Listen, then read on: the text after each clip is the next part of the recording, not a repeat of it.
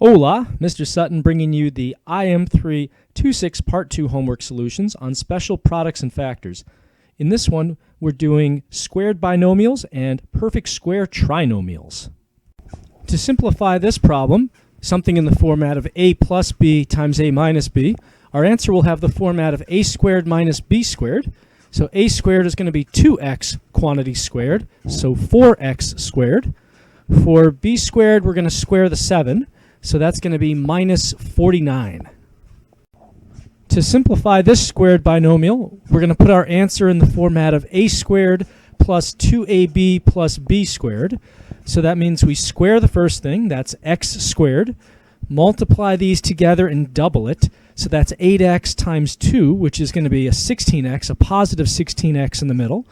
And then we square the last thing, b squared, that's going to be 8 squared, so plus 64. For this one, to expand something in the form of a plus b squared, we're going to use the format of a squared plus 2ab plus b squared. So for a squared, we have to square the first thing, the x. That's going to be x squared. For 2ab, we just multiply these together and double it. So that's 3x times 2, which is 6x plus 6x. And for b squared, we square the last thing, the 3. So we have plus 9. To expand something in the format of a minus b quantity squared, we have to use the answer format of a squared minus 2ab plus b squared. So for a squared, we square the 4x. That's going to be 16x to the second. For this 2ab, we're basically multiplying 4x and negative 6 together and doubling that. So we're going to have, let's see here, negative 24x doubled is negative 48x. And then finally for b squared, that's going to be the 6 squared, so we have plus 36. For this one, we're trying to simplify this squared binomial. So since we have a minus b squared, our answer is going to be in the format of a squared minus 2ab plus b squared. For a squared, we have 10x cubed being squared. So that's going to be 100 x to the 6th, because we multiply the 3 by this square here. We multiply the exponents. So 100x to the 6th. And then for 2ab, we have to multiply these terms together and double it. So if we multiply these, that's going to be, let's see here, 10 times 5 is 50.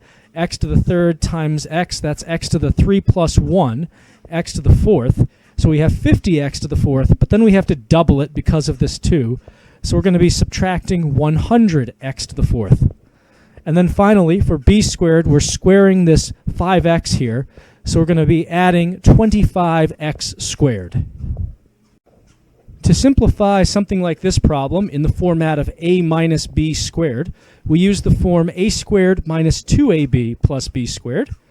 A squared really means in this situation x squared.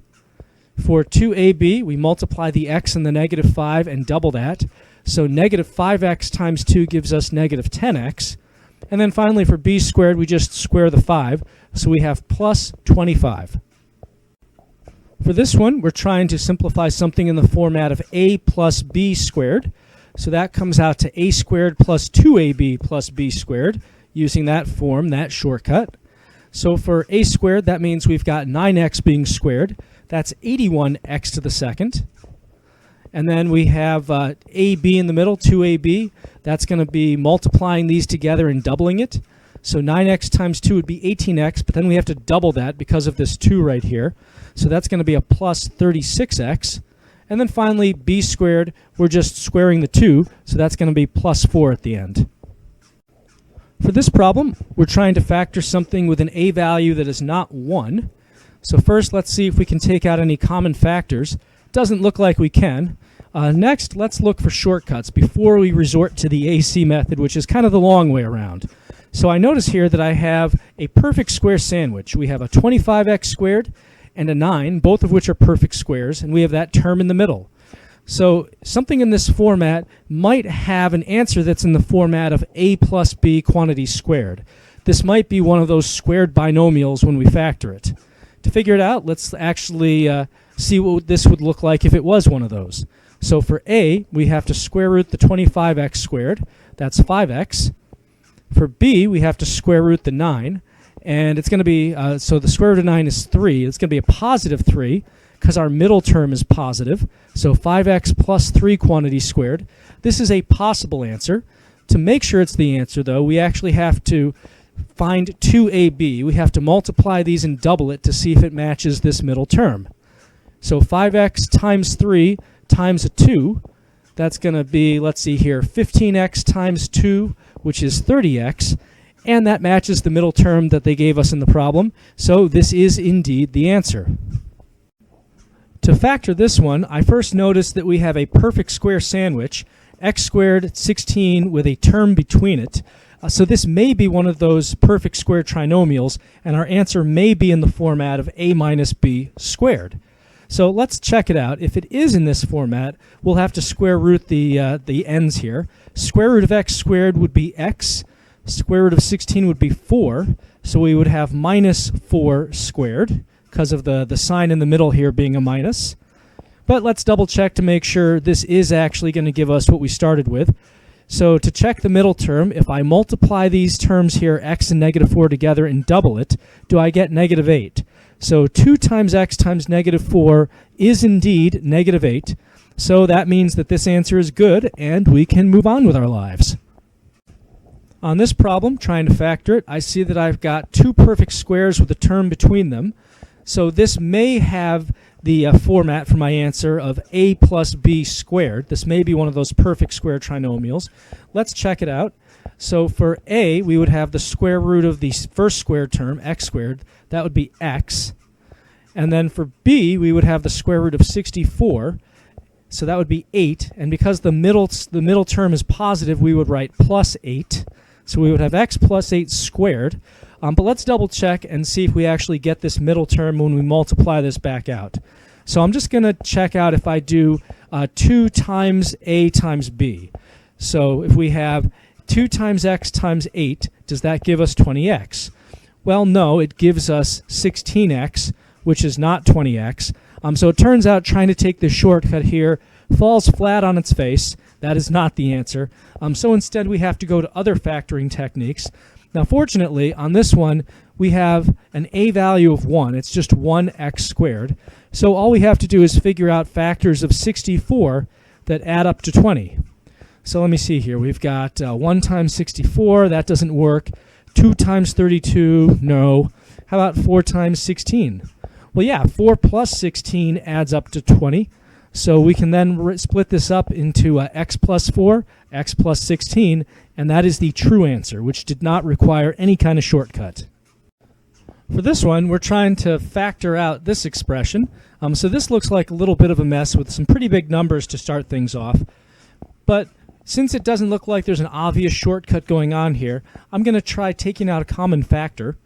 So let's see here. We have 80, 240, and 180. Clearly all divisible by 10, but can we do better than that? Well, how about 20?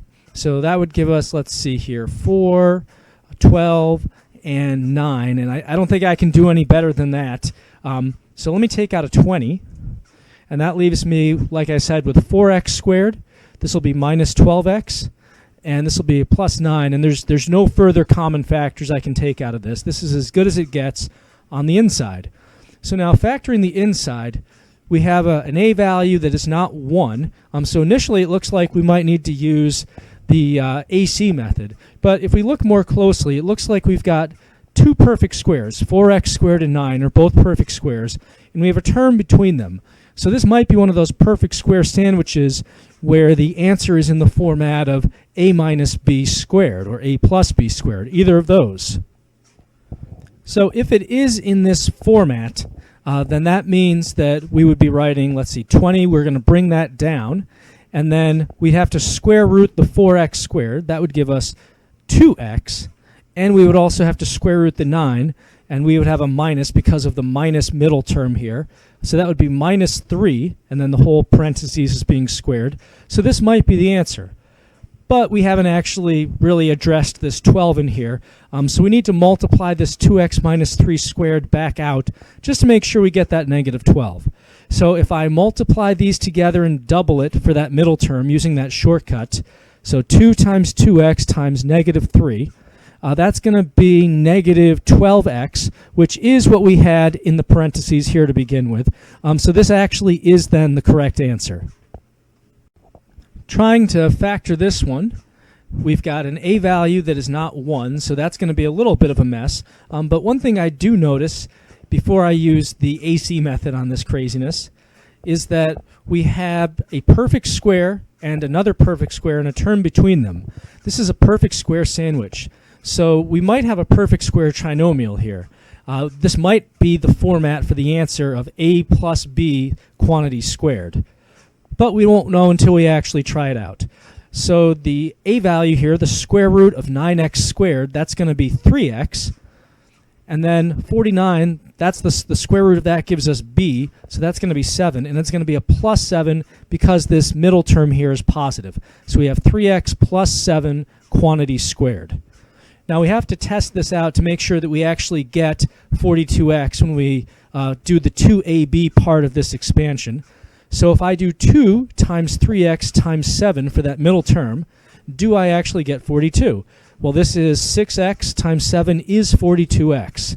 So that matches up, and 3x plus 7 quantity squared is the answer. On this one, we're trying to factor this crazy-looking trinomial. We've got some big numbers going on, and we have an a value that's not 1. So the very first thing I'm always going to look to do in situations like this is to see if I can take out common factors.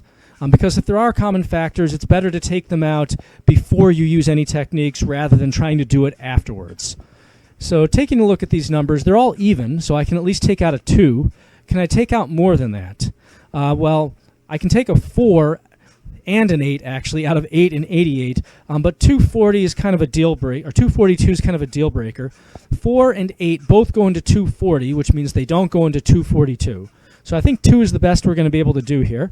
So let's take out that 2, and that leaves us with 4x squared plus 44x, and then 242 divided by 2 gives us 121.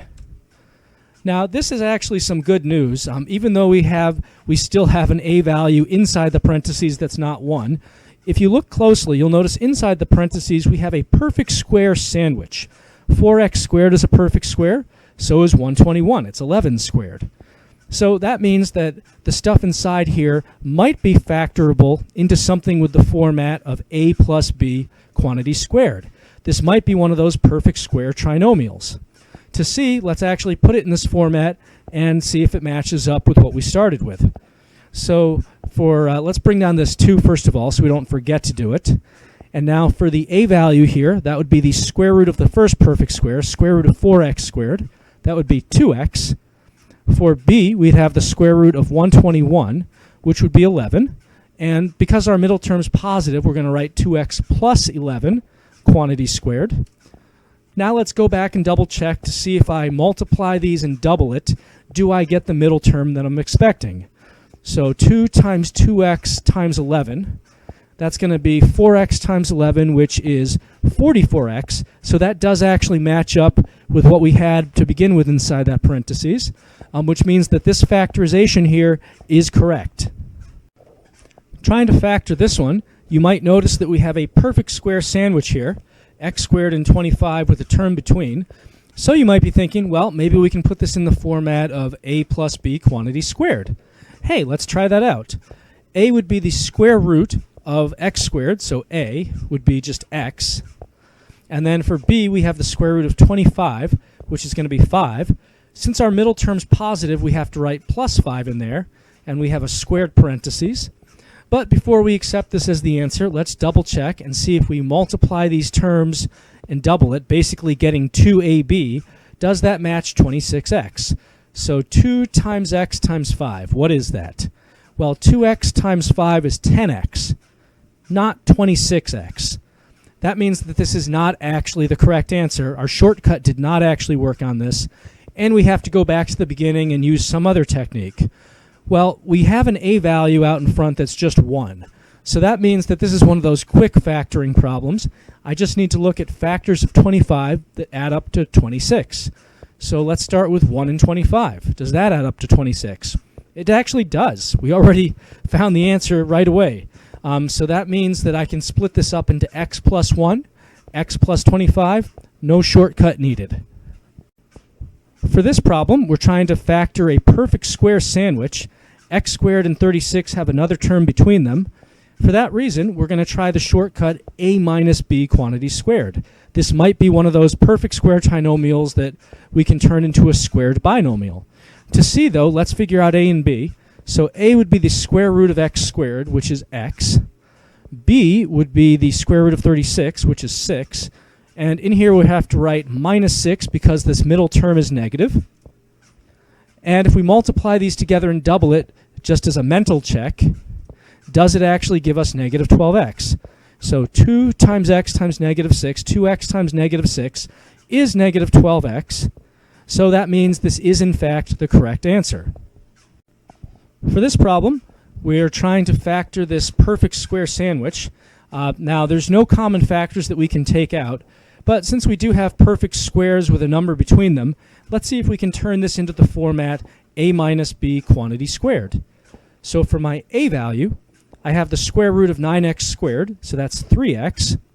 For my b value, I've got the square root of 16, which is 4. We're going to make it a minus 4 because this middle term here is negative, and the whole thing is being squared. Let's just double check now and make sure that if I do 2ab, if I multiply the 3x and the negative 4 together and double it, let's make sure that that actually gives me negative 24. So 2 times 3x is 6x times negative 4 gives us negative 24x. So that means that this is the correct answer, and we are done.